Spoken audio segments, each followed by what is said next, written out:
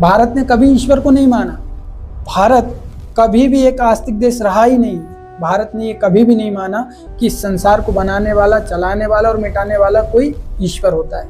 Bharat totally नास्तिक देश था। लेकिन बहुत सारे लोगों का सवाल ये हो सकता है कि विजय भाई, अगर ईश्वर नहीं होता और भारत नास्तिक देश था तो फिर इस देश में भगवान के नाम पर इतना अंधविश्वास क्यों? हमने तो इतिहास में भी पढ़ा है कि भगवान के नाम पर जाति बनाई गई, वर्ण बनाए गए, भगवान के नाम पर भेदभाव किया गया, लोगों को डराया गया, उनका शोषण किया गया, ऊंच नीच फैलाई गई।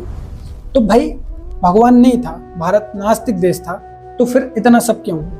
देखो भाई, हम ये तो नहीं बता सकते कि भगवान है या नहीं है, लेकिन हम ये जरूर बता सकते हैं कि भारत के 9 दर्शन, जिसने भारत को विश्व गुरु बनाया है, वो ये कहते हैं कि ईश्वर ना तो संसार को बनाता है, ना मिटाता है, ना चलाता है। भारत के 9 दर्शन, और इन्हीं भारत के 9 दर्शनों में से लगभग 7 दर्शन तो पूरी तरह से नास्तिक है, जो ईश्वर को बिल्कुल ही नहीं मानते।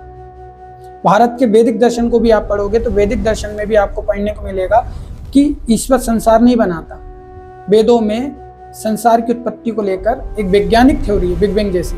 नासदी सूक्त कहता है कि संसार जिस समय बना उस समय ना सत्य था ना असत्य था, उस समय सिर्फ एक अंधकार था। एक साइंटिफिक थ्योरी पढ़ने को मिलती है वेदों में। तो भाई भारत कभी भी आस्तिक रहा ही नहीं। भारत ने कभी भगवान को नहीं माना। भारत हमेशा से एक नास्तिक देश था। लेकिन सवाल ये है कि आज इतना पाखंडवाद, इतना अंधविश्वास, इतना डर भगवान के नाम पर क्यों?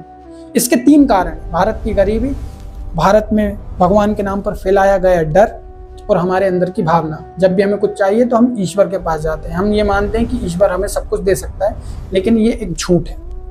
इसलिए बाबा और अंधविश्वास फैलाने वाले पाखंडी इन सब साइकोलॉजी का यूज करके, इन सब साइकोलॉजी ट्रिक्स को अपनाकर लोगों को मूर्ख बनाते हैं, और इसी के कारण हमारा देश आज एक आस्तिक देश हुआ है, भगवान पर निर्भर होने वाला देश बन गया है, जबकि भारत हमेशा से एक नास्तिक देश रहा था।